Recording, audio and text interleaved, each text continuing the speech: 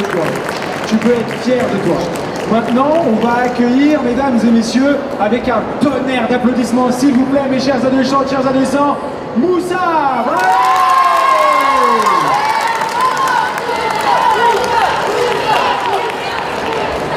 Courage. Bonjour tout le monde.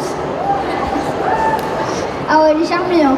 Alors, aujourd'hui, je vais vous parler du judo, qu'on connaît tous bien. Il a été créé en 1886, après un problème technique.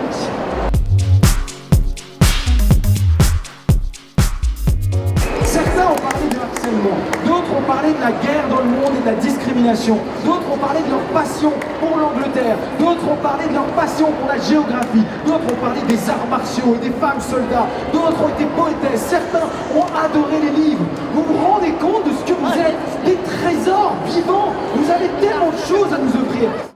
Voilà, on vient d'assister à un magnifique atelier qui s'appelait « Oser prendre la parole publiquement ». Et on a la chance d'être avec son animateur. Est-ce que vous pouvez vous présenter ? Bien sûr, merci infiniment déjà de m'avoir convié. Je m'appelle Dino Vajzovic, docteur Dino pour mon nom de scène, comme on aime à l'appeler. Je suis un formateur en art oratoire et consultant en rhétorique qui a eu une chance infinie. C'est-à-dire de collaborer avec l'École des Lumières et le Club Genevois de débat que j'ai fondé il y a 14 ans de cela. L'École des Lumières représentait la part académique ou institutionnelle qui a pour objectif de transmettre la parole aux enfants. Le Club Genevois de débat lui représente la part associative et universitaire qui tend à explorer davantage. Et je suis le représentant aujourd'hui de la professionnalisation de, on va dire, cette pratique aujourd'hui que je considère être pour ma part une vocation, donner la parole aux enfants, aux adultes et à toutes les personnes qui le désirent. Donc c'est un concours que vous faites, en fait, un concours d'éloquence. Donc il y a aussi l'encouragement pour ces jeunes d'oser parler, certains avec des notes, d'autres sans. Absolument, l'idée ici c'est sur la base de la phrase de Nelson Mandela, je ne perds jamais, soit je gagne, soit j'apprends.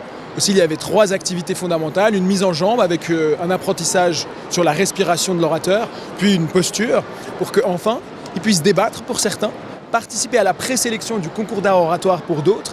Et pour finir, il y avait la sélection en tant que telle, sur scène, organisée encore une fois par l'École des Lumières, le Club Genevois de débat et votre humble serviteur face à vous.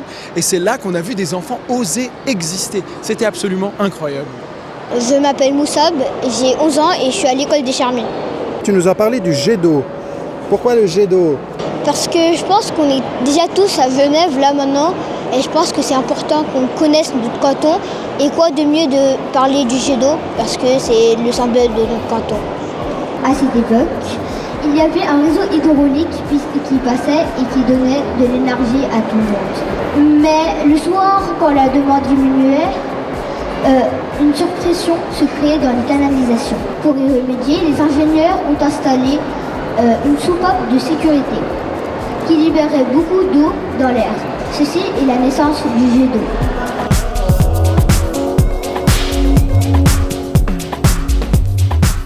Je m'appelle Florian, je suis enseignant au Charmy.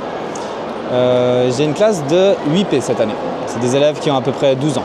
Ces élèves, pourquoi vous les avez amenés ici au salon ? Alors je vous avoue que dans une époque où la technologie est omniprésente et où les élèves de 10, 11, 12 ans de nos classes respectives, on est 3 classes de même degré cette année, ils ont systématiquement un téléphone dans les mains, les écrans qui prennent une place monstrueuse. Donc là je me suis dit les resensibiliser au contact d'un livre, rien qu'ils puissent en avoir un entre les mains, tourner les pages. C'était quelque chose, je me suis dit, il fallait vraiment remettre un petit coup d'importance là-dessus. L'éloquence, c'est un mot important. C'est quand vous réussissez à parler avec votre cœur et que vous venez dire ce que vous aimez aux gens sans avoir peur. Parce que vous avez le droit de parler. Et si vous subissez quelque chose, que ça soit quelque chose qui vous gêne ou quelque chose que vous avez dont vous avez envie que ça s'arrête, vous devez parler, vous devez vous manifester, vous devez dire ce que vous aimez aussi, comme l'Angleterre, les livres, les femmes soldats, les poèmes et tout ce qui va avec. Exprimez-vous, c'est super important. Les gens sont timides d'habitude, ils ont peur de s'exprimer en public et vous, votre défi, c'est les encourager à monter sur scène et à prendre la parole, en l'occurrence des jeunes qui prennent la parole devant leurs camarades. C'était absolument fantastique ce qu'on a vu là. Parce qu'aujourd'hui, avec les technologies, notamment les réseaux sociaux et surtout l'IA qui se propage de partout, on voit une glossophobie, c'est-à-dire une phobie de prendre la parole en public rampante et qui prend de plus en plus de place. Et de voir 65 jeunes qui ont l'envie, des petits adolescents, des petites adolescentes au final, qui prennent la parole sur cette scène, qui sont soutenus par leurs camarades et au milieu du Salon du Livre, quel meilleur écrin. Souvenez-vous du 19 mars 2026 comme une date à marquer d'une pierre blanche, parce que c'est la première fois qu'une présélection d'un concours d'art oratoire a été organisée pour des petites et des petits. On peut aussi être harcelé de différentes manières. À l'école, moqueries, se faire taper, etc. En ligne, sur les réseaux sociaux. Et avant que cela ne soit trop tard, parlez-en à vos parents, à vos profs ou à un adulte en qui vous avez confiance. Ne gardez jamais le silence. Merci.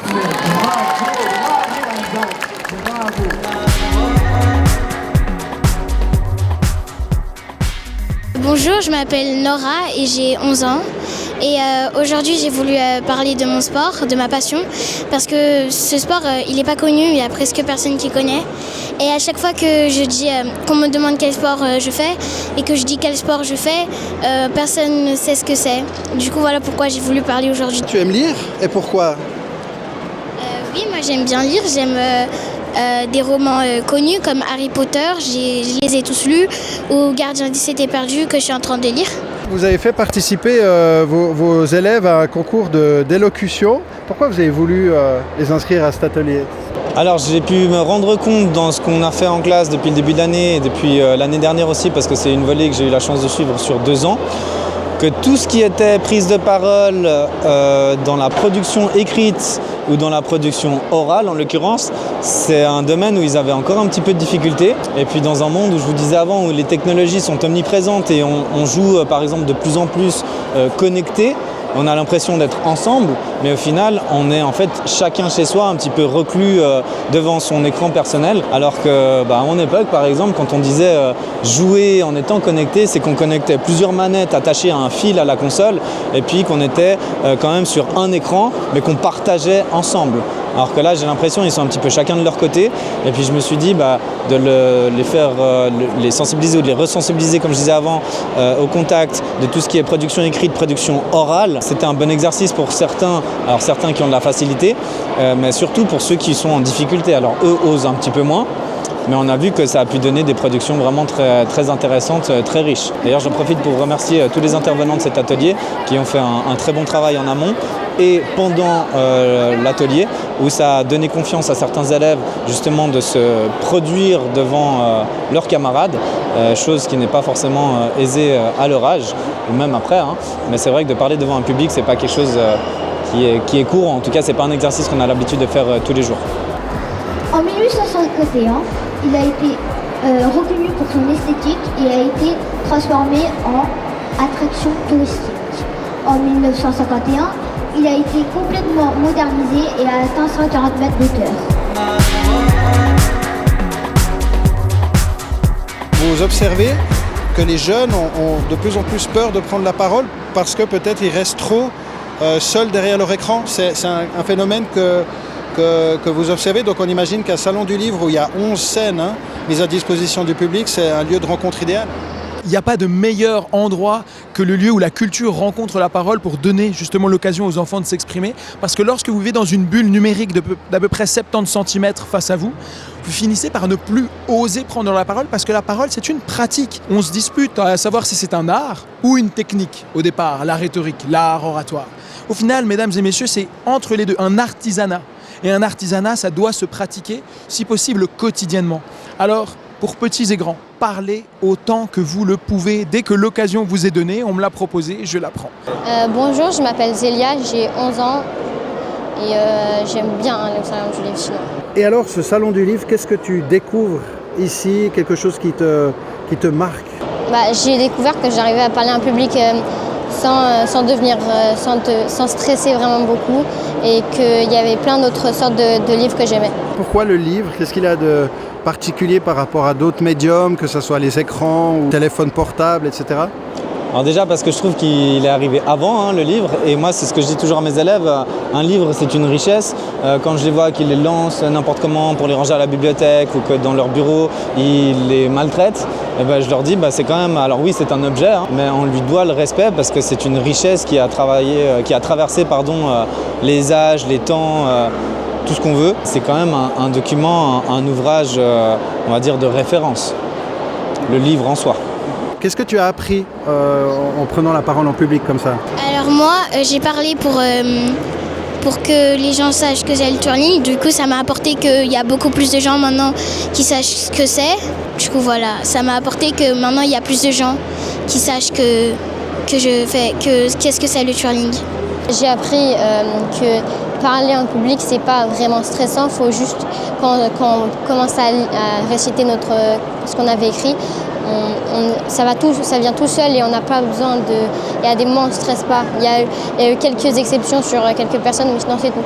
Dans le cadre du salon du livre, je pense que déjà parler en public, c'est pas trop dur. Il faut aussi juste s'imaginer que tu es tout seul et tu parles tout seul et pas regarder les gens parce que sinon ça te stresse. Et ça c'est bon. Je vais maintenant appeler Elma, s'il vous plaît. Bravo, Elma, on l'applaudit. Allez, on lui donne du courage. Je veux entendre. Allez. Ça fait peur. Allez, on encourage. Allez, je veux entendre des applaudissements.